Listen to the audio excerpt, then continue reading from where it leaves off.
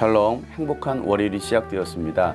이번 한 주간도 하나님께 주시는 말씀을 붙들고 그 말씀 따라 순종하며 살아갈 때에 하나님께서 여러분의 삶을 붙드시고 여러분 가운데 위로와 평강을 주실 줄을 믿습니다. 함께 나눌 말씀은 사무엘상 27장입니다. 다윗이 혼자서 생각하였다. 이제 이러다가 내가 언젠가는 사울의 손에 붙잡혀 죽을 것이다. 살아나는 길은 블레셋 사람의 땅으로 망명하는 것뿐이다. 그러면 사울이 다시 나를 찾으려고 이스라엘의 온 땅을 뒤지다가 포기할 것이며 나는 그의 손에서 벗어나게 될 것이다.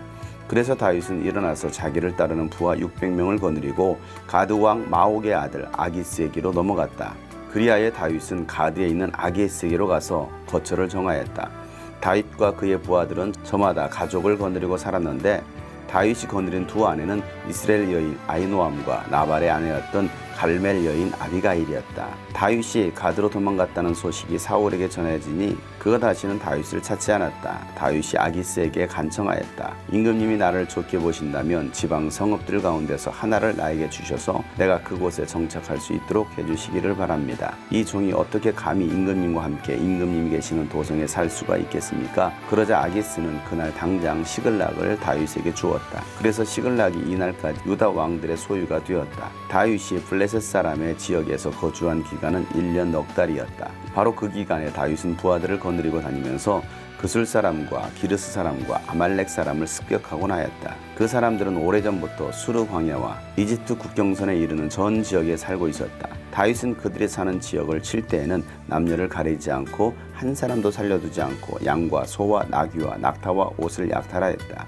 약탈물을 가지고 아기스에게로 돌아가면 아기스는 의뢰 그들이 오늘은 어디를 습격하였소 하고 묻고 그럴 때마다 다윗은 유다의 남쪽 지역을 털었다느니 여라무엘 족속의 남쪽 지역을 털었다느니 또는 겐 족속의 남쪽 지역을 털었다느니 하는 식으로 대답을 하곤 하였다.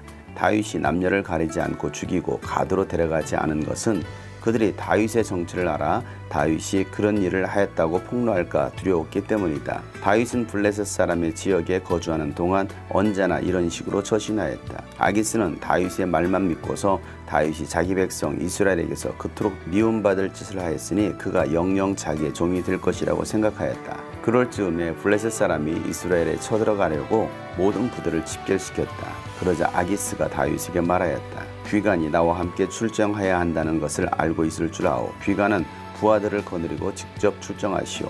다윗이 아기스에게 대답하였다. 그렇게 하겠습니다.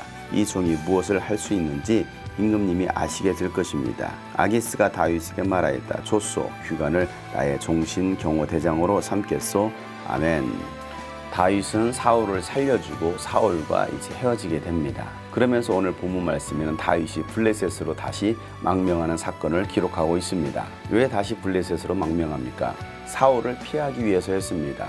계속되는 사울의 추격에 다윗은 두려웠던 것입니다. 그래서 블레셋으로 망명하기 위해서 그가 했던 것이 무엇이었습니까? 오늘 1절 말씀 보면 혼자서 생각하는 거였습니다. 이것이 다윗의 실수였습니다. 다윗은 하나님을 믿는 사람이었습니다. 때로는 하나님을 신뢰함으로 큰 전쟁에서도 승리하기도 했습니다. 그런데 지금은 어떻습니까? 하나님께 기도하고 하나님의 뜻을 묻는 것이 아니라 자기 생각대로 결정하고 행동하는 것입니다. 이 다윗의 모습이 우리의 모습일 수도 있는 것입니다. 우리가 신앙생활을 하면서 한때는 하나님을 신뢰하다가도 금세 나의 생각과 나의 감정이 나를 사로잡고 내 생각대로 행동할 때가 있습니다.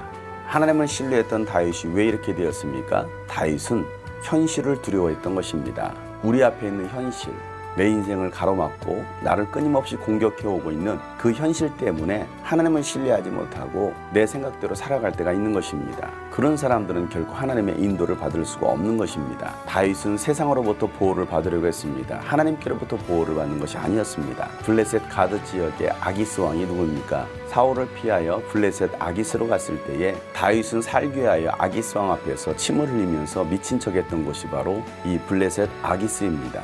그런데 다시 그곳으로 돌아간 것입니다. 그리고 다윗은 아기스에게 지방 성읍을 요구합니다. 그러자 아기스는 시글락을 다윗에게 줍니다. 시글락은 아말렉의 접경 지역입니다. 그곳에서 다윗은 자기 군사들과 함께 1년 4개월을 살게 됩니다.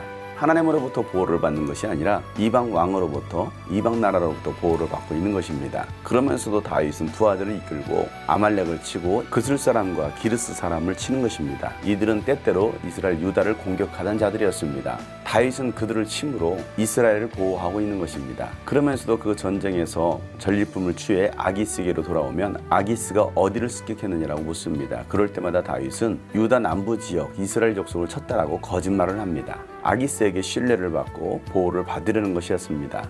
자신의 정체를 숨기는 것입니다. 다윗이 아말렉을 치고 이스라엘을 도왔다라고 말하면 당장 아기스에게 죽임을 당하거나 추방당할 수 있기 때문이었습니다. 그런데 이제는 블레셋이 군사들을 집결시켜서 이스라엘을 쳐들어가려고 합니다. 그때 아기스는 다윗에게 함께 출정하자라고 말을 합니다. 그리고 다윗을 경호대장으로 임명하는 것입니다. 그러자 다윗은 함께 출정하겠다라고 대답을 합니다. 이런 다윗과 같은 상황이 오늘 우리에게도 언제든지 일어날 수가 있습니다. 우리가 세상 가운데 머물면서 직장 생활을 하고 학교 생활을 합니다. 그럴 때 우리는 예수를 믿는 사람으로서 하나님의 자녀로서 선택해야 하는 결정적 위기들이 우리 가운데 놓이게 되어 있습니다. 다윗은 과연 무엇을 선택하겠습니까? 이스라엘을 치는 것을 선택하겠습니까?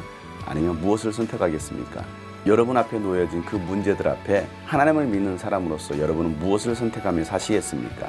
우리가 하나님의 뜻을 구하고 하나님을 기쁘시게 하는 일들을 선택하며 살아가야 되는 것입니다. 선택의 위기 앞에 예수님이시라면 어떻게 하셨을까 질문하며 바른 선택, 믿음의 선택을 하며 살아갈 수 있는 저와 여러분 되시기를 예수 이름으로 축복합니다. 샬롬.